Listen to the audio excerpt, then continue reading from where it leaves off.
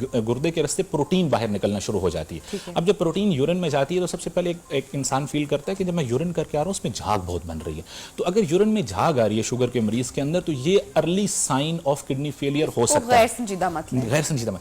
फिर और जो इंपॉर्टेंट पॉइंट्स, पांव पे सोजन का हो जाना, स्पेशली आंखों के इर्द गिर्द सोजन का हो जाना, ये बड़ा इंपॉर्टेंट फैक्टर होगा शुगर और ब्लड, हर पेशेंट के लिए ही, मगर शुगर और ब्लड प्रेशर के पेशेंट के लिए।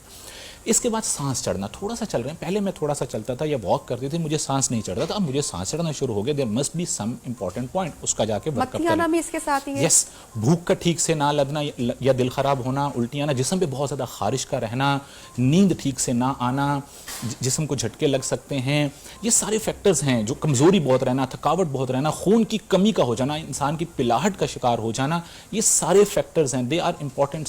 शुगर आपकी किडनी पे इफेक्ट कर रही है। किडनी पे इफेक्ट, ये बिल्कुल फौरी तौर पर उसको आप जाके वर्कअप करें और एक मुस्तनद डॉक्टर नेफ्रोलॉजिस्ट की सुपरविजन में अपना इलाज शुरू करवाएं। डॉक्टर साहब, ये जो सिम्टम्स आपने सारे बताए हैं, ये सेम सिम्टम्स ही होंगे जब ब्लड प्रेशर कंट्रोल ना होने की सूरत में, जब मरीज बेएहतियाती बरतता है तो भी इन्हीं सिम्टम्स के तहत किडनी इफेक्ट होती है? यस, बिल्कुल। अर्ली साइन एंड सिम्टम्स मोर और लेस यहीं से ही स्टार्ट होते हैं।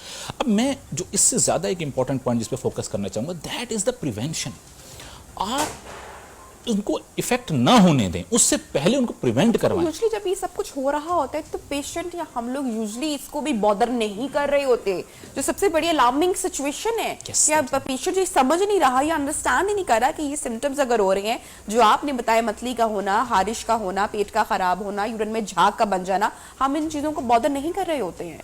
उसकी रीजन ये है मैडम कि हमारा इंपॉर्टेंस ही नहीं है हेल्थ को। अगर हम हेल्थ को इंपॉर्टेंस दें, अवेयरनेस हमारी ये डेवलप हो कि अगर आज हमने प्रिवेंशन से अपने गुर्दों को सेव कर लिया, अपनी आंखों को सेव कर लिया, हम लाइफ लॉन्ग, देखिए जो 70-80 ईयर्स की जो एज के हैं, 60 के बाद आपकी लाइफ, वो पहले ही इंसान फिजिकली थोड़ा सा कमज़ोर हो जाता है। अगर कुछ बीमारियां आ गई हैं, जिस तरह स्पेशली हम किडनी की इंपॉर्टेंस बात कर लेते हैं, आप अगर किडनी फेलियर का शिकार हो रहे हैं तो उसके बाद आप देखेंगे लाइफ कितनी डिफिकल्ट है।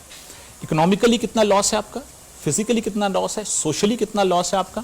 उन चीज़ों को और ये चीज़ें प्रिवेंटेबल है, या तो ना एक चीज़ प्रिवेंट आप कर सकें।